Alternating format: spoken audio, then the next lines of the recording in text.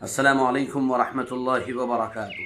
बिस्मिल्लाहिर्रहमानिर्रहीम। ये सुबह का पैगाम है और मैं सैयद सादिक कासमी इस वक्त आपके रूबरू हूँ। उम्मीद करता हूँ आप सभी हजरात बखैर होंगे। अल्लाह ताला ने इंसानों को जो अहकामात दिए हैं कि तुमको ये करना है और ये नहीं करना है, उनको हम अल्लाह ताला की तरफ से गोया के भेजा हुआ इनाम कहते हैं कि अल्लाह ने हमें ये बताया कि ये नहीं करना है या ये करना है। अगर अल्लाह नहीं बताता तो हमारे लिए ये पता करना बड़ा मुश्किल होता कि क्या चीज़ सही है और क्या चीज़ गलत है।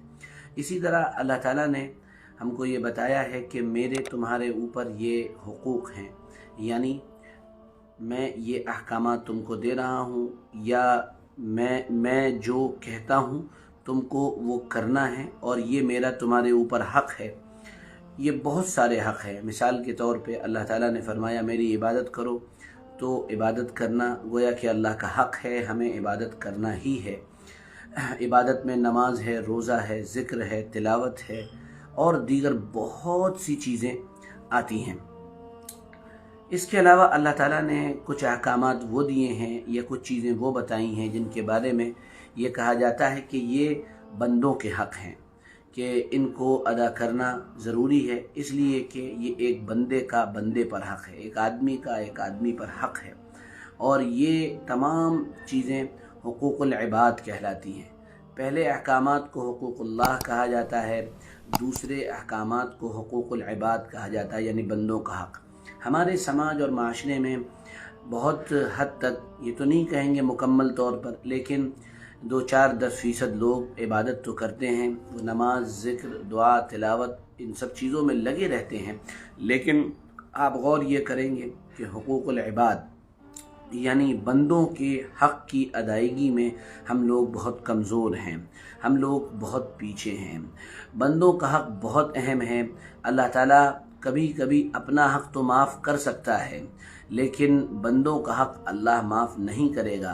क़यामत में आपने अगर किसी का हक़ दबाया है, किसी का हक़ मारा है, मान लिए किसी की ज़मीन दबा ली, मान लिए किसी का मकान दबा लिया, मान लिए किसी के पैसे मार लिए, मान लिए किसी के साथ और कोई भी चीज़, उसकी कोई भी चीज़ दबा ली और मार ली, तो अल्लाह ताला इसको माफ़ नहीं करेगा, बल्कि आपको ये माफ़ी उस इंसान से मांगनी पड़ेगी और वो इंसान फिर पूरे तौर पर मुख्तार होगा कि आपको माफ़ करे या ना करे। अल्लाह ताला फरमा देगा कि जाओ उससे माफ़ी मांगो, वो माफ़ कर देगा तो मैं माफ़ कर दूँगा।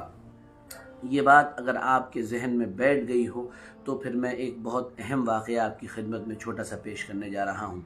इस वाक़े को एक बड़े बुज़ुर्ग आलिम दीन ने नक़ल किया है सैयदना अब्दुल क़ादिर जीलानी रहमतुल्लाह अलैह से।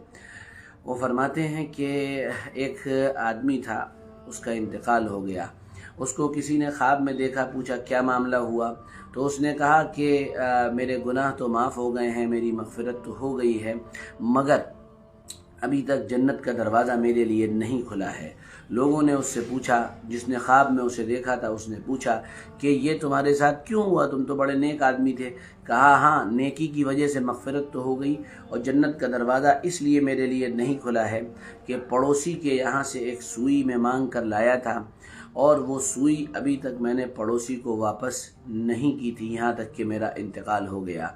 अब जब तक मेरे बीवी बच्चे या मेरे वरसा जो हैं, ये मेरे पीछे वाले जो लोग हैं, वो उस सुई को उसके यहाँ जाकर वापस नहीं करते हैं, उस वक्त तक मेरी मग़फ़िरत के बाद जन्नत का जो दाखिला है वो आसान नहीं है, मेरा जन्नत में दाखिला मुमकिन नहीं है और मैं जन्नत में नहीं जा सकूँगा।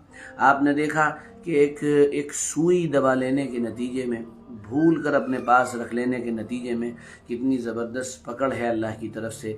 तो जो लोग लोगों का माल नाहक खाते हैं और जो लोग लोगों की चीज़ें दबा कर बैठे हैं, ज़मीनों और मकानों पर कब्ज़ा किए बैठे हैं, यहाँ भले ही वो बादशाह हों, बादशाह गर हों, बड़ी उनकी ताकत और उनकी ताकत और क़ुव्वत का जूता गोया के यहाँ पर पूछा जा रहा हो और उसके लिए बड़ी उनको कीमतें भी अदा करनी पड़ रही हों, लेकिन वो याद रखें एक दिन अल्लाह की अदालत में हाज़िरी है और अल्लाह के पास जाना है। उससे पहले हर आदमी के लिए ज़रूरी है कि वो ज़रूर अपना हिसाब व किताब लगाए کہ اس نے اپنی زندگی میں کسی کا حق تو نہیں دبایا ہے.